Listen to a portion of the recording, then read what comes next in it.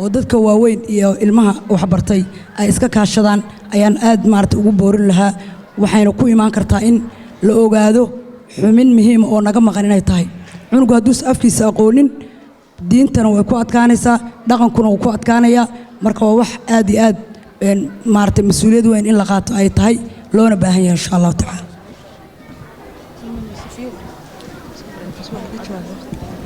بسم الله وقتك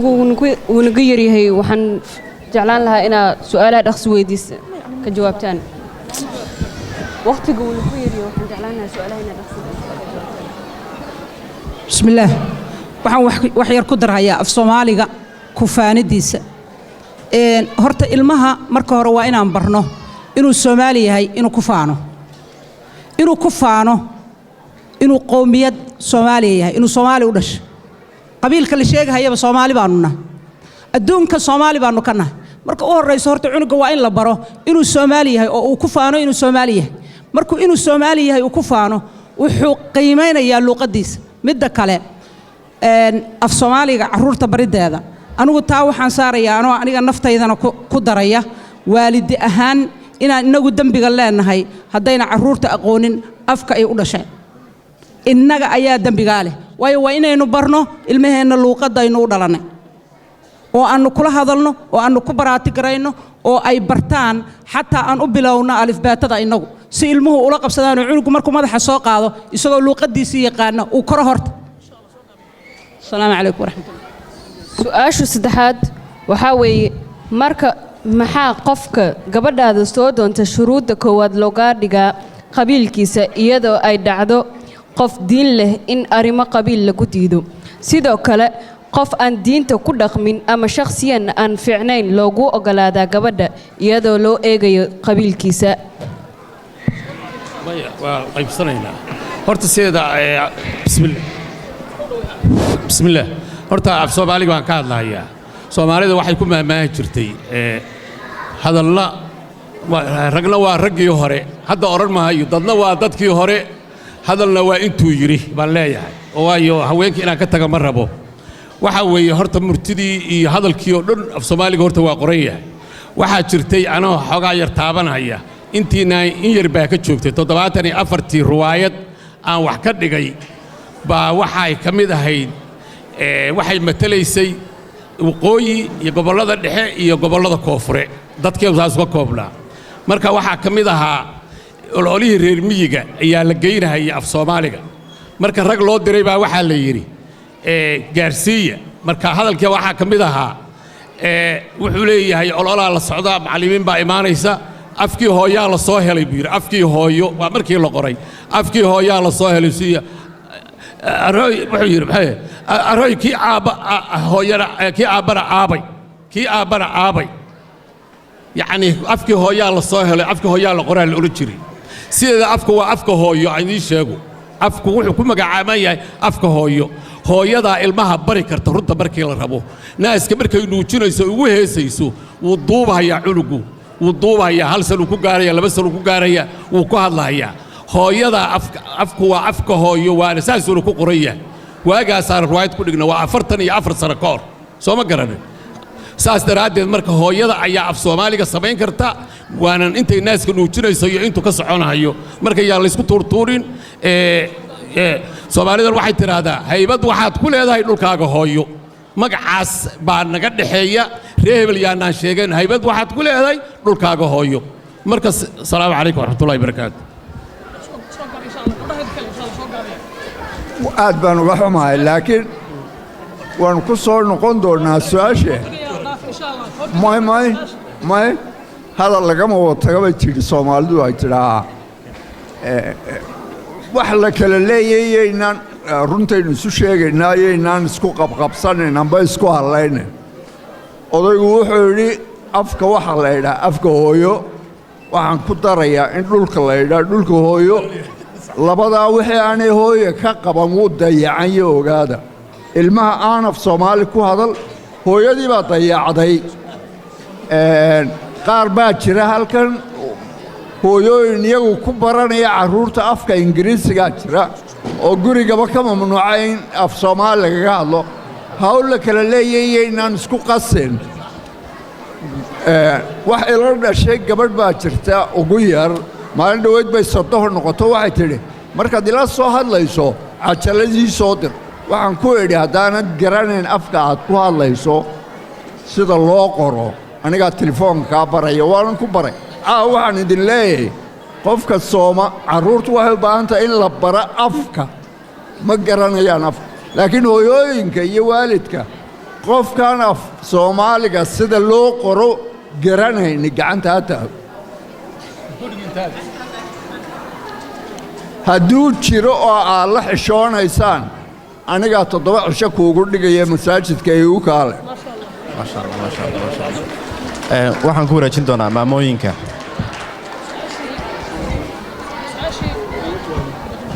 السلام عليكم ورحمة الله وبركاته سؤاشا ويسكا gudbinaya laakiin raggu markay isu camilaan baan ku khasbanaad inaan ka jawaabo Soomaalidu waxay tiraahdaa ida indhahoodu waa riyo ragga dhul la'aanta la dhigay baa ka mas'uul ah inay saacadan luqad nagu eedeeyaan cadaalad darradii ay dhulkayga ku burburiyeen bay ka qaybtaa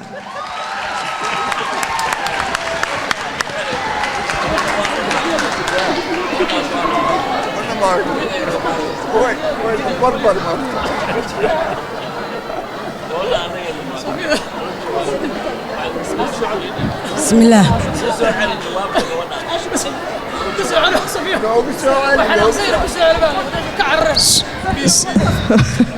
بيس سؤاشي waxay ahayd luqad la'aanta waxa la isu camiray hooyada ka mas'uula ragga dhul la'aantana dhigay baa ka mas'uula waayo dadka ilmahoodu luqadda ku arkayaan samarka dhulkooda la geeyaa wadamadooda ay tagaan bay ku noqdaan wadamadoodii baa wax fiican laga sheegayaa ilmuhu baraawd iyo wadankiisii wuxuu ku faanu arkayaa wadankiisa qaxooti iyo qaxiyo wax laga cararo uma arkahayo sidaa daraadeed luqadda kaligeed meel cidla laga ma qaadan karo qiimo iyo sharaf iyo haybad lagu faanaa la socota ragaana dayacay aad baa u mahadsantahay waan runta su'aashii carruurtana weydiisay oo ay dhaheen guurka maxaa qof ajnabiga loogu ogol yahay inuu gabadha guursado haddii wiil Soomaaliyeed soo doonana loo dhahaa naayuu yahay qabiilkiisa ii sheeg waa dhibaato weyn weeye waa aragnay in nin ajnabi ah oo inuu muslim inuu gaal yahay aan la aqoon meeluu ka yimid aan la aqoon biri meeshu ilmahan iyo gabadhan u wada la garanaynin in gabar lagu aamino la siiyo wiil Soomaaliya oo muslim ah oo hooyadii la yaqaano oo aabii la yaqaano oo dagaankii kala yimidna in loo diido waa runtiin waa aad iyo aad dhibaato noo haysata weeye waxaan idin leenahay annagu haddaan qaldanay oo kuwii naga horreeyay ay qaldameen kolley wax walba dhallinyaradu ayagaa lafdhabara inayna toosiyaan oo dhahaan hooyo anaa ka helay aabba anaa ka helay baan jeclaan lahaa gabdhaha iyo wiilashana waalidiinta waxaan dhihi lahaa in loo fududeeyo guurka in maaragtay awlaadda la dhaho wiilka hooyo Soomaali ma yahay wiil Soomo salaada ma yahay daaseed wax kale ayaan lagu xirin ayaan maaragtay waalidiinta ku boorin lahaa taasna jazakallahu khayr su'aashan waxa iskale ragga iskale rasuulkeena sallallahu alayhi wasallam wuxuu ahaa mid xaasaskiisa waqti la qaadan jiray ama raali gelin jiray مثلا حديث باجرا رسولك صلى الله عليه وسلم لويديي dadkii aad ugu jeceshahay wuxuu yiri Aisha radiyallahu anha marka maxaa sababay ama maxaa keenay odayaasha markii la weydiyo meel gol ah hadii la weydiyo dadkii aad ugu jeceshahay inay ka xishoodaan inay yiraahdaan xaasaskeenan ugu jecelnahay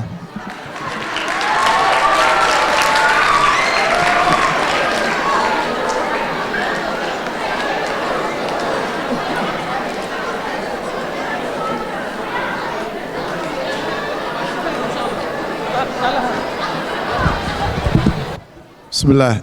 سؤاشنا وديي بان ربا انتينا دافين ka jawaabo oo ahayd walaakan weydiyay oo Aisha radhiyallahu anha ku saabsanayd maxaa ragga Soomaaliyeed ayna marna u aqoonsan anu waxaan qabaa arintaas waxa weeye aqoon aanan u lahayn diinta weey rag badan oo culimada qaarkood baa ka hadlay waxa laga yaabaa hadii maantay aad tiraahdid xaaskaaga nin soo hortaagan أتهدي حبيبي وأخو جعلها إنه يا وركان وامد كمارت مسكين ما كان ركبة ما بهبا مركو حوي وحنا نوع ما أورن كرا نبغى عليه الصلاة والسلام سأ أشيك تولى كي caaisha iyo asagu waa tartami jireen ma fahamtay waa la tartami jiray inkastoo wax badan wax bay ka weynaa waa fahamtay markuu nabiga calayi sala wax laga waa sometime inuu ay ka orodbayso uu haddana soo maalinta oran jiray ila orod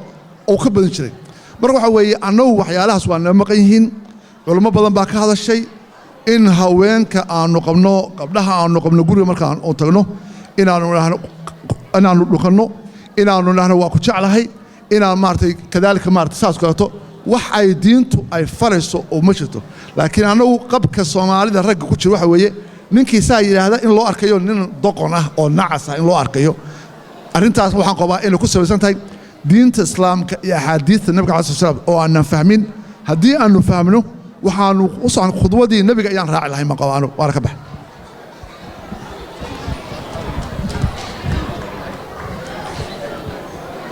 bismillaah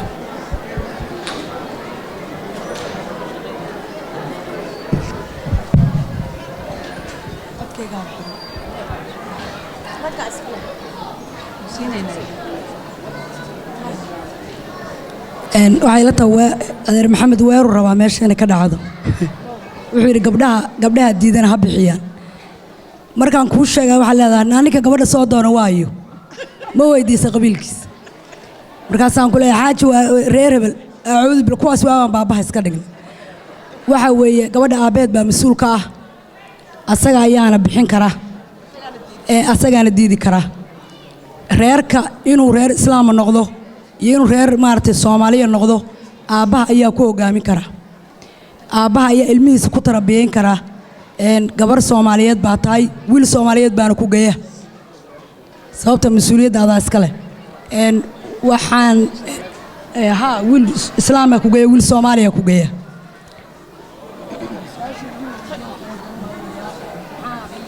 maxaa raggu okay maxay raggu maadaama nabi maxamed calayhi salaatu wasalaam uu xaaskiisa u adeegi jiray maarta uu daryeeli jiray uu naxariisan jiray uu caruurta la hayn jiray uu guriga la hagaajin jiray maxaan raggeena looga waayay kolley odayaashu arrintaa kamay jawaabin dhinac bay ka mareen waxaa ka jawaabay ninka la yidhaahdo yuusuf waa runtiis cilmi la'aan baa u leh baan u malaynayaa raggeenna iyo dhaqanka ayay ka hormariyaan macnaha in diintu lagu dhaqmo anigu nin Soomaaliya ahay waa soo shaqayn jiray laakiin maxaa guri igu wareejinaya guri iyo caruur inaan hayo islaanta iska leh waxay la tahay in ay qasab ku noqoto Ameerika waxay tiri gabadha la shaqeeya caruurtana wax ka haya insha Allah taas waa soconaysa dhalinyaraduna insha Allah waa ka gudbayna arrinta insha Allah bismillaahi raxmaani raxiim haddii aan u gudbo su-aasha dambe waxay odhanaysaa dhiirigelinta motivation inta badan dhallinyarada doonaya inay meel gaadhaan maanta dunida horumarka ku tartamaysa inay dhinacooda ka qayb qaataan doonaya waxay inta badan ka cawdaan inaanay dhiirigelintii loo baahnaa ka helin waalidiintooda markaynu ka hadlayno bulshadeena Soomaaliyeed ha noqoto aqoon la'aan waxay doonto ha noqoto marka waxaan weydiinaynaa dadka waaweyn ee waalidiinta ah waxa ay ka qabaan inay dhallinyaradaasi helaan dhiirigelintii ay u baahnaayeen si aynu u helno bulsho la tartanta dunida horumarka u dhaqaaqday maanta rag iyo dumar hooyooyin iyo aabbayaashaba way ku socotaa su-aashu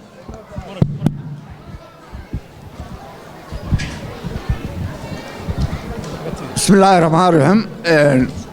horta waxay naga dhimanee inaga qarribanee inaga qalloocan dhinac kasta nolosha waa reer miyi wey waxaanaynu ka hadlaynaa dhallinyaradu ay ku fikirayso cidda la tiigsanaya iyo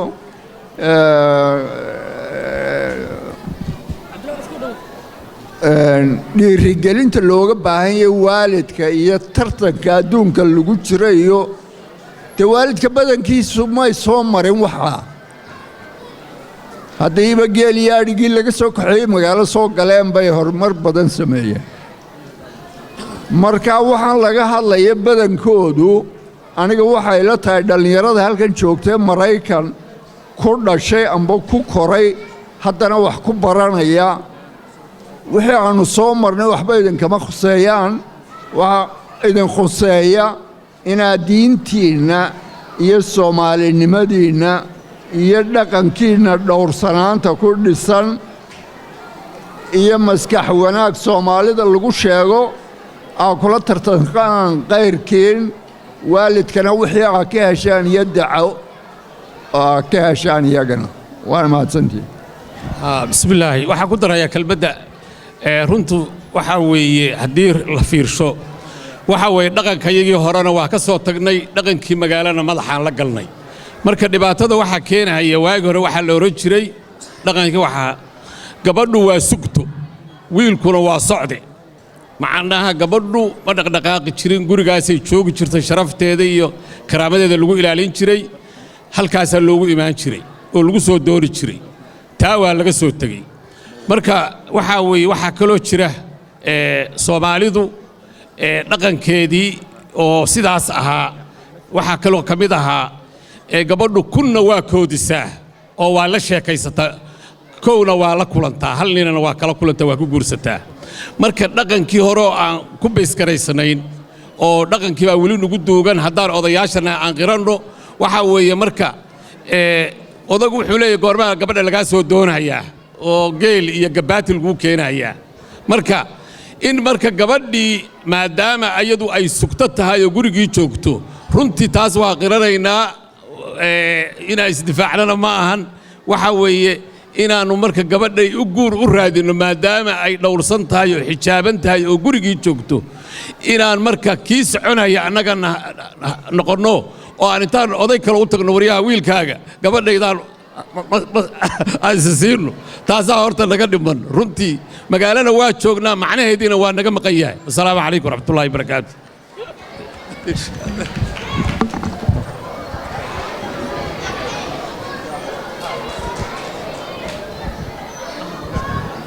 su-aasha waxaan u fahmay soo ma ahayn in dhallinyarada sidee loo dhiirigeliyaa waxay ila tahay maaragtay soomaalidu waxay tiraa nina boggiisa biyo kama hagrado hase ahaatee waxaa xaqiiqo ah waalidka soomaaliyeed culays badan baa hor yaalla bareeshar waddankii ka hoo yaallaa hor yaalla ilmihiisee u badbaadisaabaa hol taalla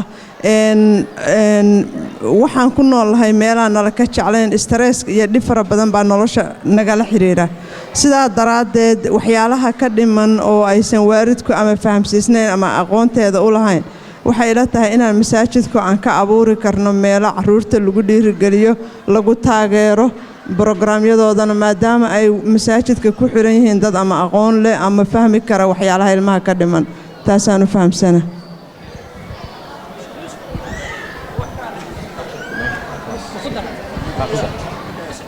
bismillaah wax yar baan ku darsanahayaa su-aashaas sidee loo dhiirigeliyaa carruurta waxaan caqligayga anigu waa caqligaygaan ku darsanayaa hadda waalidiinteenna waa inaan wax baranno horta markaad wax barato maskaxdaadu way furfurmaysaa caqliyo badan oo kaa maqnaa baad garanaysaa maaha qofku inuu caqli xun yahay laakiin waxa weeye waxyaabo badan bay waxbarashadu kuu kordhinaysaa in wax la barto oo ilmihii aad wax la taqaano adiga iyo ilmihii xataa waa isfahmaysaan isfahankiinna ayaa fiicnaanaya markuu qofka waalidka wax barto laakiin markuu qofka waalidka uusan waxba aqoonin ama luuqadii waddankan ilmihii tiisi Soomaaligana uusan garanaynin isaguna uusan luuqadii cunuga la garanaynin isaga iyo cunugu way isku jaha wareerayaan marka ilmihii inaad encourage garayso ama horumarkooda aad ka shaqayso waxaad yeeli kadhaa inaad wax barato qaybtaadii waalidnimo inaad ku darsato inaad wax barato intaasaan idinku daray assalaamu calaykum waraxmatullahi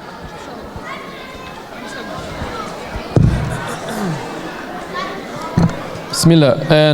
su-aashana waxay ku socotaa odayaasha hal iyo jeer waxaa la arkayaa odayaasha Soomaaliyeed iyagoo family Mareykanka ku leh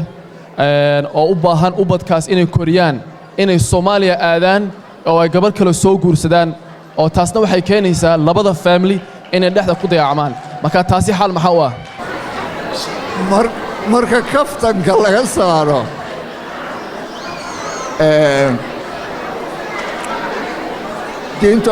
diintu afar dumaray iyay barnaysay soo maaha hase yeeshee afartaa dumara waa in isku si loo jecel yahay isku si loo dhaqaaleeyaa isku si wax walba loogu filan yahay markaa odayaashu berigii hore waxay u guursan jireen soomaalida qabiilkaan ku badinayaa dee tii looma baahno waxaan joognaa Boston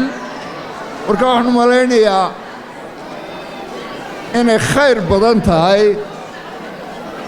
odayga iyo wadaaddiisu inay arrintaas u taallo iyaga ay ka wada hadlaan waxaana isla meel dhigaan bini'aadamka kale hadal ugama fura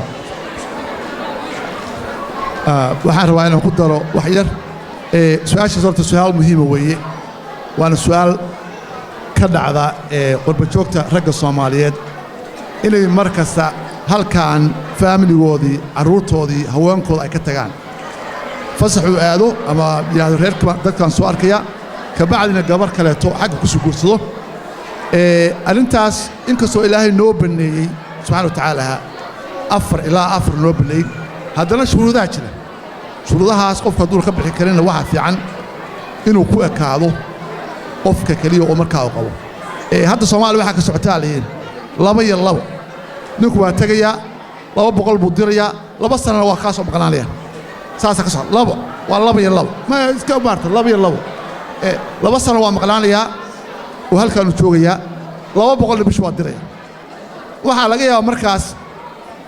qaarkood ba 2 sano mar hadduu laabto markaa in arrintu ku xumaato iyo gabadhii uu ama ilmo kale intuu ka dhalo ama kaba tagaa anigu arrintaas waxaa qabaa in laga fiirsado inkastoo diinta islaamka ay bannaysay haddana responsibility ayaa naga saaran ilmaha annagu halkaan North America ama Europe ama Australia ama meel walba aan ku dhalnay annaga ragga haddaan nahay ilaahay wuxuu leeyahay ar-rijaalu qawwaamuuna 'ala an-nisaa mas'uuliyad weyn baan saaran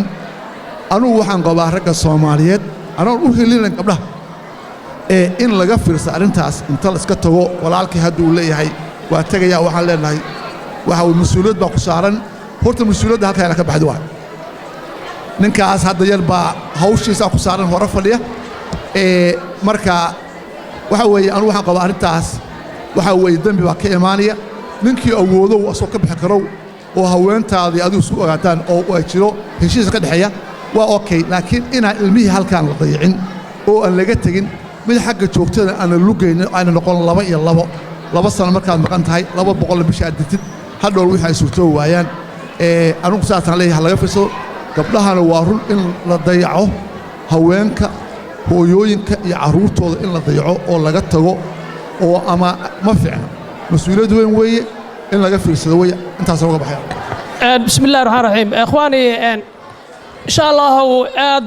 baan u jeclaan lahayn inuu sii socdo barnaamijku waqtiga aad inoo haya bari iskuul la leeyahay arrintii ugu muhiimsaneed ee carruurta aarsan marka insha Allah aad baan u jeclaan lahayn inuu sii socdo laakiin waqtigii baa diiday xilligii meesha la xiriiray waa soo dhowdahay marka insha Allah intaasaan ku soo gabagabaynaa aad iyo aad u mahadsan yihiin dumarka iyo ragguba insha Allah waxaan isku dayaynaa insha Allah in barnaamijka la sii fiidiyo oo isagoo ka xiiso badan oo waqti badan la insha Allah in aan insha Allah ka qayb qaadano aad iyo aad u mahadsan yihiin dhalinyarada soo diyaarisay wiilal iyo gabdho iyo dumarka iyo ragga ka qayb qaatay labadaba insha Allah jazaakumullahu khayran intii ugu muhiimsaneed waa inoo haray ducadii aynu meesha u fadhinay iyo carruurta abaalgudkoodii insha Allah 30 daqiiqo 5 baa ku dhamaanay insha Allah aad iyo aad mar kale iyo mar labaad u mahadsantihiin labadoodaba insha Allah barakallahu jazaakumullahu khayran